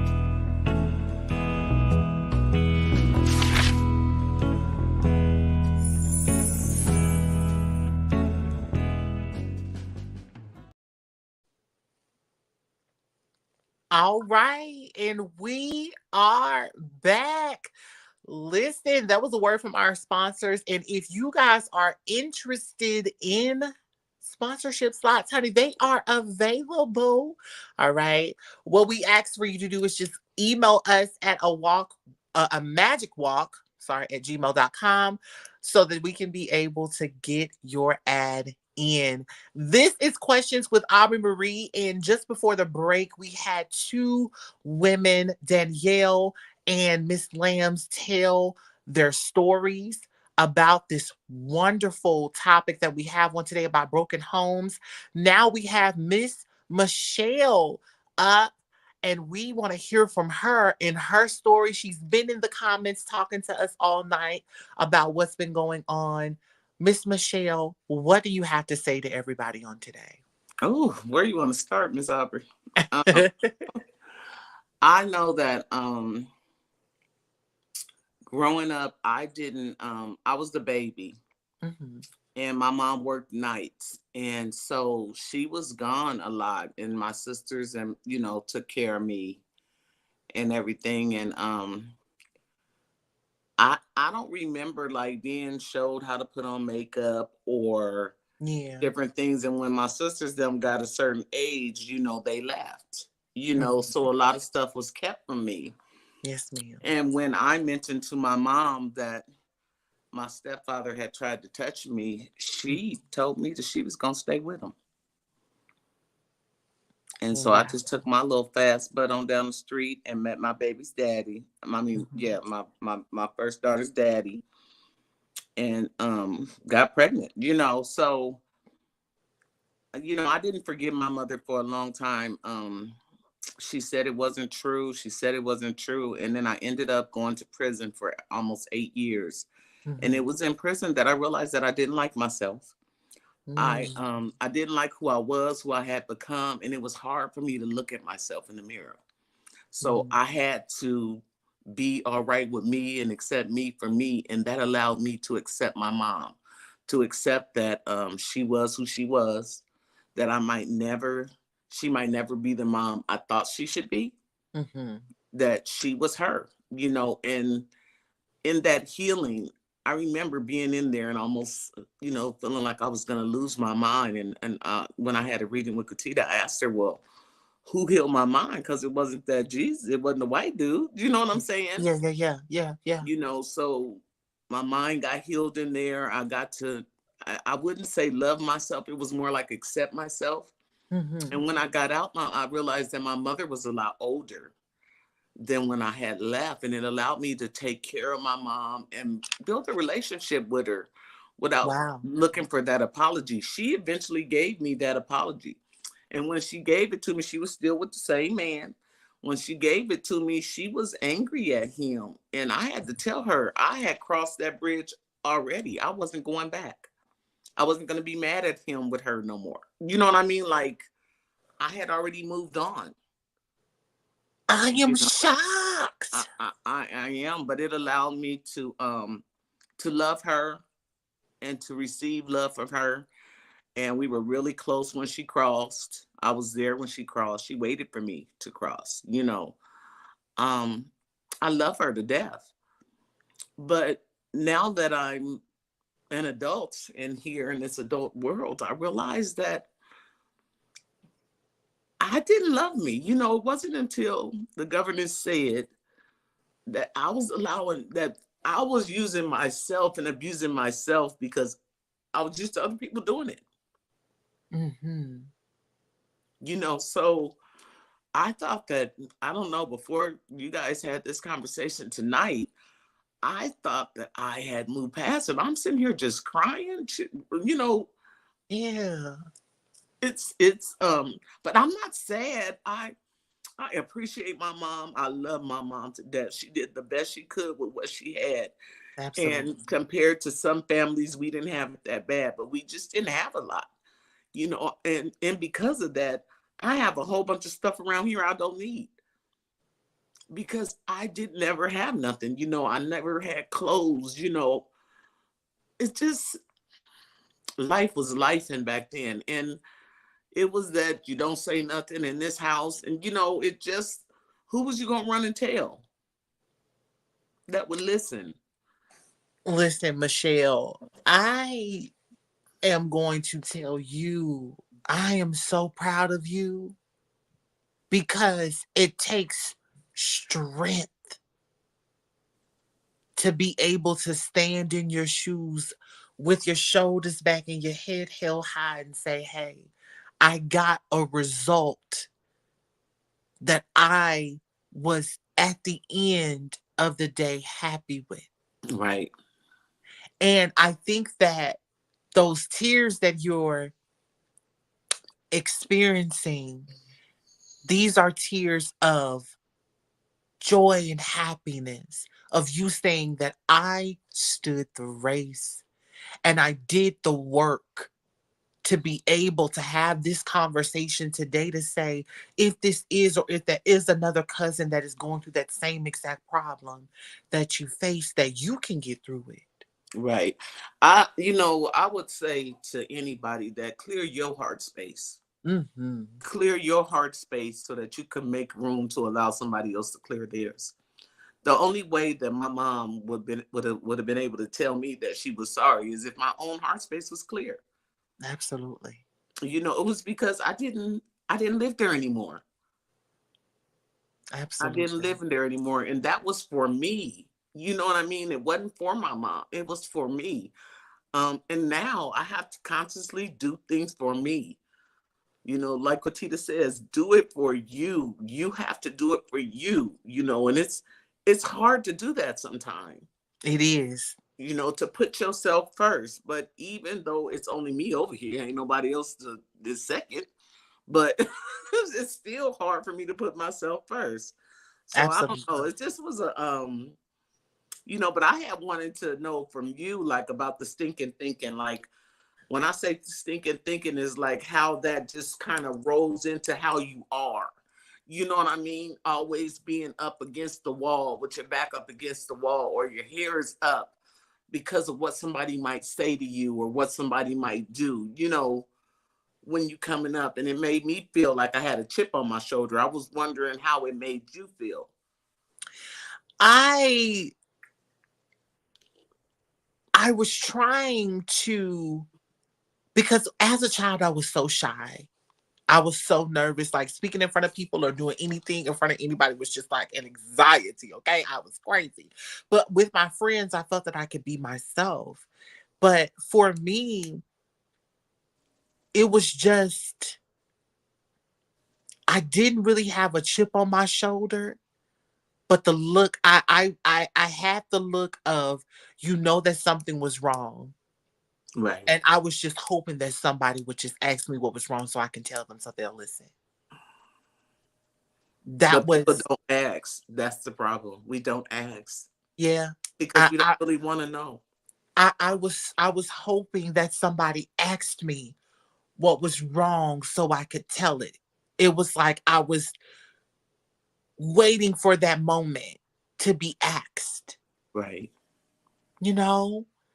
and I wasn't given that moment. So I just, you know what, I'm just gonna put this in here because nobody, it just made you have all of these additional emotions that you did not know what they were, but as an adult, you know exactly what they were now. Right. And then lastly, I just want to say is that on the other side of this is my kids might feel like I didn't give them something that they needed because I was gone for 8 years. Then when I came back, it wasn't all roses, and I still don't have a relationship with my kids to this day.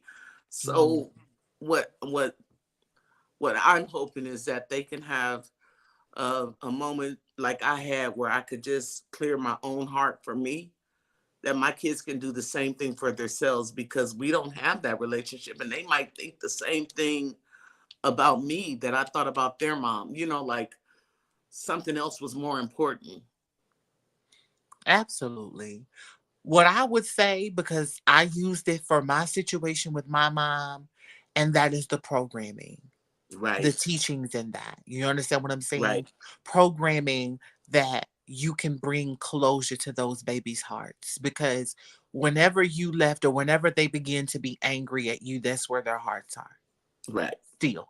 Right. And so you, as a woman, that I see the strength and I see exactly, you want to take the accountability. We need more mothers out there like you that are not afraid to say, I messed up.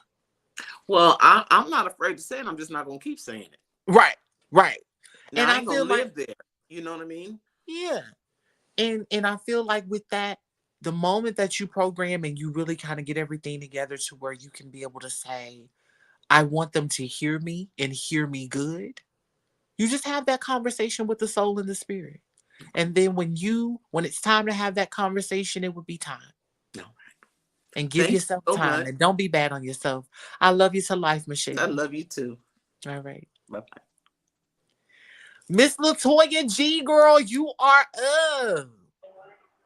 It is I. It is I. Greetings. It is I. Welcome. How are you? How do you feel about this topic on tonight?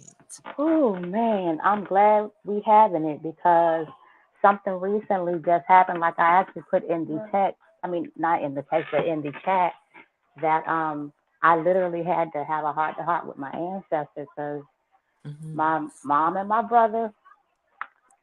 It's like how people are supposed to evolve and maybe get a little better or whatever. It's like they have how they say when when serial killers when they first get that first kill and they got away with it for so long till it's like they do it again, and their morality just go out the window. Yeah. So my brother for the longest time has been one of those siblings that because it was just he and I. So it it wasn't too hard to be able to tell that there was a difference. Of course, I was the scapegoat; he was the golden one. And for years, I was brainwashed against my dad that that he didn't care. But then as I got older, um, then I could see for myself that everything that I was told wasn't exactly what was. So even though I was brainwashed, yes, and I didn't do it with intent, I even told him, I still owe you that apology because I participated in it. Even though I was brainwashed, I had to make that right with him because he was the one that was being warred against, if you will. So, but even though I was kind of already a scapegoat, it got worse after that. But it also got worse when my mom had to spend about 72 hours in a place that she ended up putting herself because she did something and overtook some stuff. And actually, it was her sister that called and more than likely saved my life because had I got in the car with her and my brother, I probably wouldn't be here today. Wow. But but instead of taking the accountability, she blames me for her being in there. And I think she started revenge for the longest time through my oldest because and then there's this control mechanism and this controlling tactic through my oldest um because I wouldn't let her control me like once I got on my own because I had to get on my own because it got bad under Yeah. her roof. But once I got on my own and was still trying to come in my place, talking to me all kind of way, and even with me in my own spot, just couldn't let go, and still to this day, you know. But I ended up getting CPS called on me. It wasn't because my daughter was in danger. It's just seeking the revenge. But even found one of the most biased police officers I ever like met. Like you ain't reading, you don't know nothing about it, and already come with a biased mentality. Mm. Um, what saved me is because of how I was answering everything coherently. Mm-hmm. But even once I dug myself out of that hole, she was still like with the crocodile tears, like trying to make it like my child was in danger, only to the point where she talked the police officer into letting her stay there to assure that my daughter was safe. Child, Yeah, that listen, that's a yeah, lot. yeah. That is a lot. So, Miss Toya, Hmm. my question to you is, how are we now? Are No, you and your mom separated? mm, Did you let that go? How are I you helping did, yourself right now? I did, but she just did something recently, her and my brother. So I have to see if it's like, oh, I'm just, dwelling on it from then. Like when it comes to my brother and her, like I said, they are the same energy. I mean, yeah, the same energy, different avatar. So they are constantly plotting. The best way I could put it is how it is with like Mr. Glass and Kevin Wendell Crumb off of Split. That's the best way. Like one is the puppet master and one is the puppet. But I don't know who's worse, the puppet or the puppet master. Mm. Girl, the way that even with you even having to kind of compare that to Split because I've seen that movie Mm. is crazy. Wow. Governess, did you have anything to say real quick? Were you coming up to say something? Yeah, and I know we only got like 10 minutes left, but before we get to Miss LaShawn, and this was a great show. You did a great thing. I'm not going to cry, Okay. but I might because I feel like I am. And Okay. gratitude to everybody. Okay, I'm going to cry, but I'm going to get off. Oh, But my question is this. You said that you couldn't speak until this year about the molestation. What broke that silence for you? um, the the live that you did. Um, the live that Quatita did broke the silence for me because it was eating me up so bad because I dealt with that. It was what we talked about in the healing what the church couldn't fix, but I think that I had to really deal with the responsibilities of saying that this is eating you up like a cancerous disease. And either I want to keep allowing this person to hinder everything that I have going on, or am I going to speak freely about it and finally release what has been holding me hostage for years? So that live that she did with Healing with the Church Can Fix, I talked about it a little bit on there, but I also talked about it fully on a live that she did a couple of months back. I can't remember the title of it. It's kind of making my mind go blank right now. But when she forcefully said, "You're going to have to talk about this." And it wasn't up until then where I was then able to go in and say, this is now it. This is my biggest issue right now.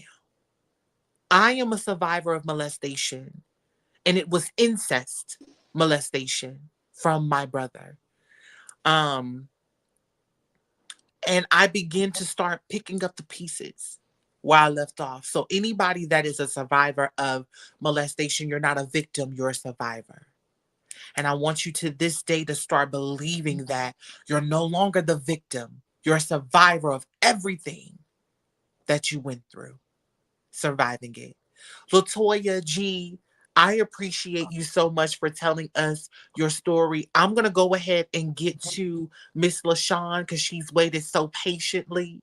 But y'all, if we could have a part 2 of this, I would love that. I'll get to the drawing boards and get that done for y'all because I love it. But I appreciate you, Latoya, for coming up and just giving us a little ounce of what you went through with your mom. I show gratitude to you, and I hope that ultimately you are still able to be as strong as you are right now in this moment. And I love you to life. I love you to life as well. Gratitude for coming up. All Miss right. LaShawn, hi. Greetings. Hi. Greetings. How are you? We saved the best for last. Right. How Thank you. are you? I'm doing. I'm here. I'm here, Great. and I'm Listen. glad to be here. I'm so glad that you came, and I want to give air hugs, Hmm. girl, Yeah. the Thank biggest you. one. What did you want to say about this topic? Okay. When I was sick, well, let's go back. When I was first born, I wasn't supposed to be here. Mm. I was born without a digestive system, which I was born without an esophagus. My mother took a bunch of pills with me, never could understand why she did that to me. I felt like the eyeball, out of all Mm-hmm. three of us. I have two siblings with her. I felt like the eyeball with us. Mm-hmm. I've always felt that way. Yes. My mother got married. I stayed in the hospital till I was 6 years old. When I got out, the day I got out, my mom was getting married to her molester because he ain't mine. Um, To her molester? her molester because it was her husband. He was doing that stuff to us. So I don't claim him as my stepfather. I don't claim him as I claim him as her molester because she married him because she let him molest us. That's not my Mm. molester. He touched us, but she married him. So that's Mm. her molester. Mm-hmm. Um, he not only touched me, he touched my siblings as well. By the time I turned 8, he did this for 2 years. By the time I turned 8, I'll never forget. I came back the day of my birthday. I would never forget it. Mm-hmm. When I got back here, I had gonorrhea. I had some other diseases, and I didn't know. I'm a kid. I don't know. But my grandma has always taught me from the day she used to come into the hospital with me that she didn't want no man watching me up. And I knew that. I'm never to sit on another man's lap. I knew all of this. Um, So when she married him, she moved us to Panama Canals. And first when we was living where we was at with my family, with all of my family, where they can reach out and touch him if he do something to us.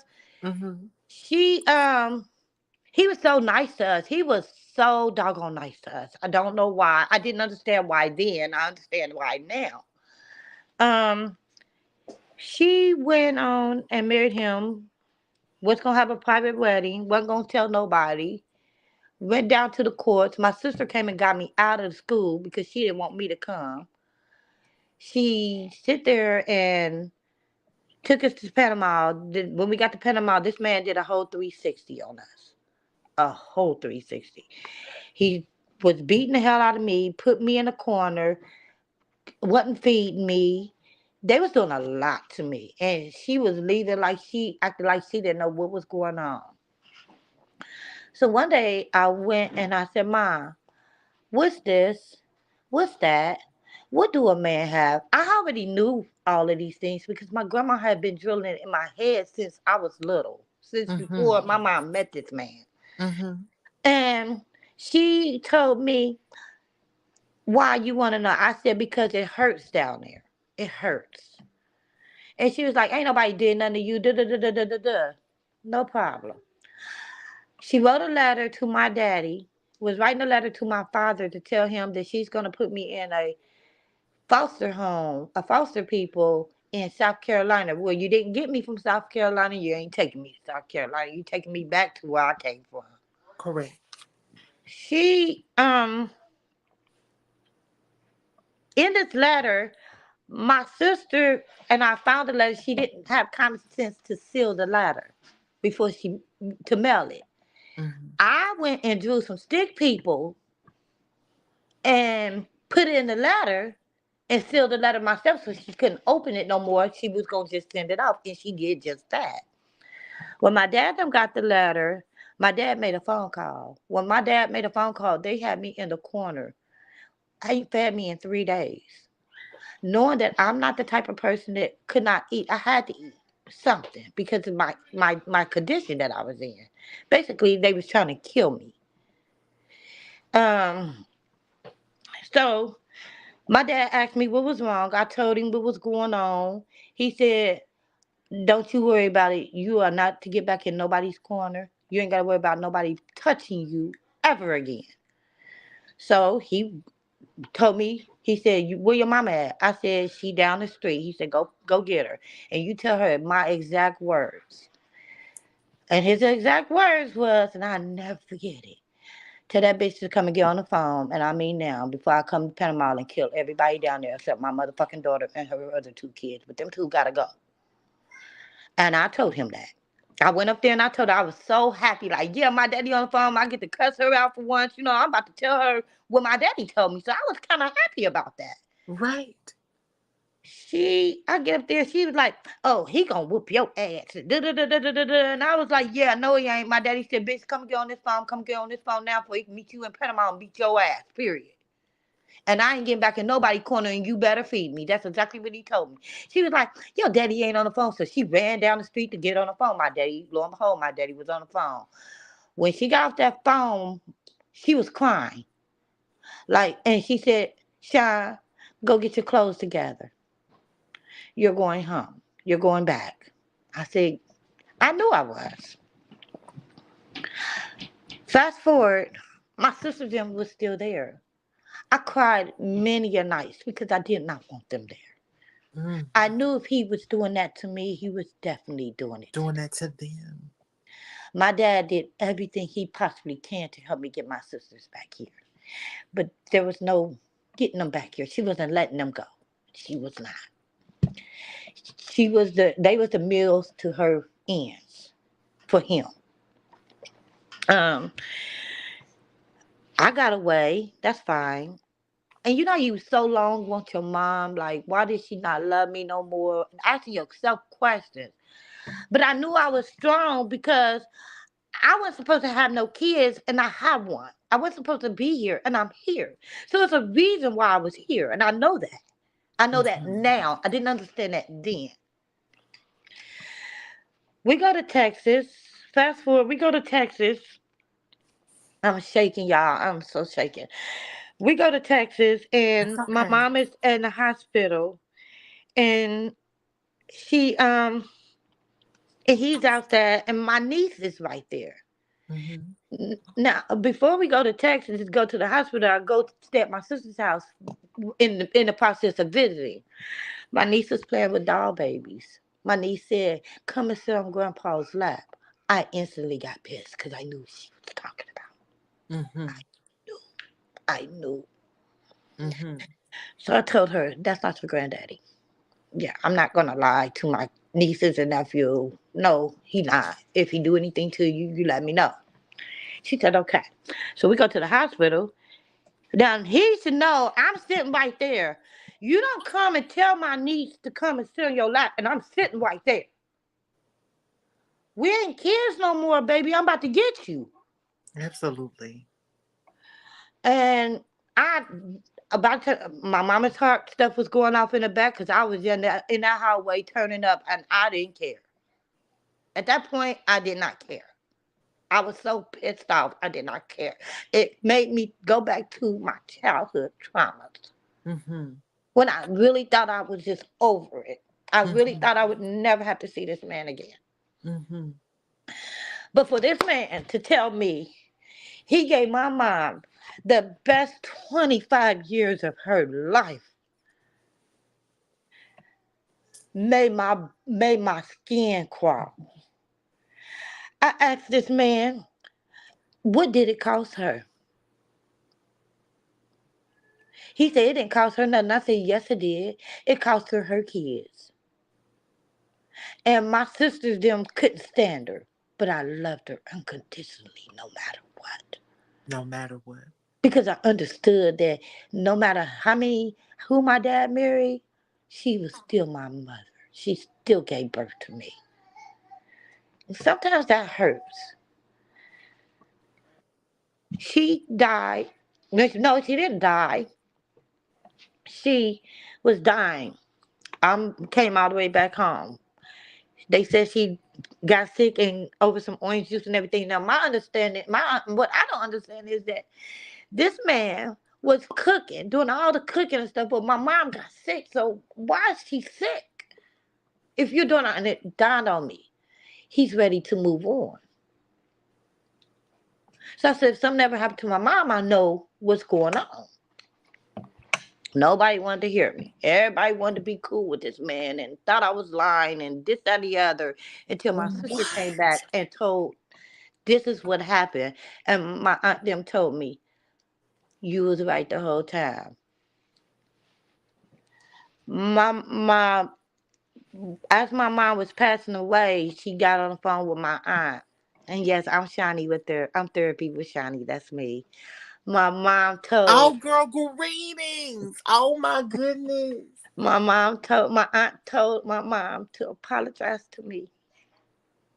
And for some odd reason she did.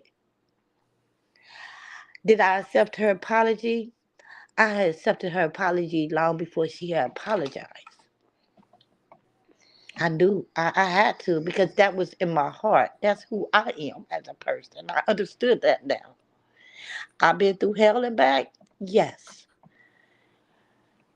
But when she told me that, I said, okay, I accept your apology. She was waiting on to talk to me. And I guess after she hung up for me, my sister was like, Sean, mom is like holding on to talk to you. And I know you talk to her, but she's holding on. I said, no, she's not. I know what she's holding on for. And she said, okay. I went into my closet. And I don't know, but I still feel like Yehuda, like somebody let me say this prayer to her to let her go. Because no sooner I said this prayer, she passed away. I got a phone call 5 minutes later after I said that prayer and said she's gone. And I think that was somebody let me know you're going to have the final say so of her. Mm. And he let me have that final say so. And for that, I'm grateful. Did I try to have a relationship with my mom? Yes. Mm-hmm. Did I ever think she wanted one for me? No. Because of my dad. Because of who my dad was. But my dad wasn't no different. Like, the only thing my dad did different for me was take me out of this bad situation Mm-hmm. and made me become the person that I am today. Mm. Did I go through trials and tribulations with my dad? Heck yeah. Was they as worse as my mom's? I felt like I got dealt two of the worst parents ever, but I love them no less. I love Girl. my dad more because my dad taught me, he didn't know how to teach me how to be a woman. Yeah, he taught me how to be a tomboy, but I like girly girl stuff. So my grandma, thankful for her. Mm-hmm. But y'all, it's not easy to get up here and tell people your story. I've been telling people my story for a long time. Mm-hmm. This is not the first time I got on here and told some of it with you guys. Yes. I don't mind telling people my story over and over again. I don't mind because there's a healing in there somewhere for everyone. Girl, listen. If I can heal and if my story can help somebody find a way to cope and deal with things, I just know I'm glad to touch someone. Not just myself, not heal. This is therapeutic, so therapeutic to me.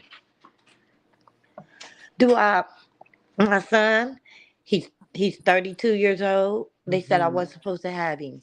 He's 32. I got 3 grandkids, y'all.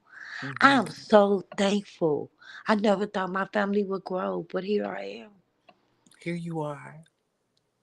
And for y'all, I love y'all to pieces. I really We do. love I'm you here back. just to hear everything that's going on. And I'm so grateful to have a family like y'all that I feel comfortable with getting up here and talking to y'all. Absolutely. You've And I touched so show many so in this much chat. gratitude. Thank y'all. Thank y'all. We show you so much for coming up, Miss LaShawn. I want to listen. I want to say gratitude for you for not giving up ever. That just inspired me to keep going in ways that I don't even know how I can even explain. Because you don't know anybody else's situation and or story, but you, ma'am, tonight have touched everybody, everyone, and we show gratitude for you being who you were until the end, and even giving your mom grace through her time with going into the soul and the spirit. I appreciate your testimony of saying that even though it was not meant for me to be here, I still showed up and was able to survive everything that came my way. And that is the healing that people need. You are survivors. And even for myself, like I said, we're healing each other. You just healed me. And I appreciate it. I show so much gratitude for you coming up. I appreciate it all. This was amazing tonight. I'm And gonna it, go back and watch this myself as a viewer and just watch it and relive this moment again. I appreciate you for trusting me and this platform and a Walk with the Ancestors Productions to even come up and even say all of these beautiful things and to really show people that you can get out and you can be healed and be happy and you can grow the rewards from those particular situations. Congratulations on being the beautiful butterfly you are from that caterpillar that blossomed into that beautiful butterfly. gratitude. Just know, everybody, we all go through something. We have some hard, bad times, and that is so true. But know that you are loved. And I didn't understand when governors told me you're gonna have fun learning yourself, because I didn't know myself. I just want Mm-hmm. her to know I'm learning myself and I'm having fun doing it. Thank you so much. Mm-hmm. Thank you. Oh, honey. Um, Gratitude to you, Miss LaShawn. Gratitude. I'm just here because I'm gonna play your song when you go out, honey. Yeah. okay. Mind me. Um, Love y'all to y'all, life. Listen, I show so much gratitude for you, Miss LaShawn, for coming up here on today. I show gratitude for everybody that has come in and to watch this show and anybody that came up to tell their stories on today. Listen, I love y'all. Gratitude with the Walk with the Ancestors Productions for putting on this production for me. Remember, it is your time.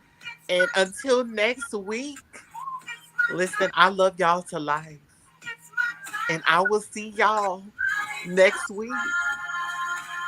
Bye, y'all.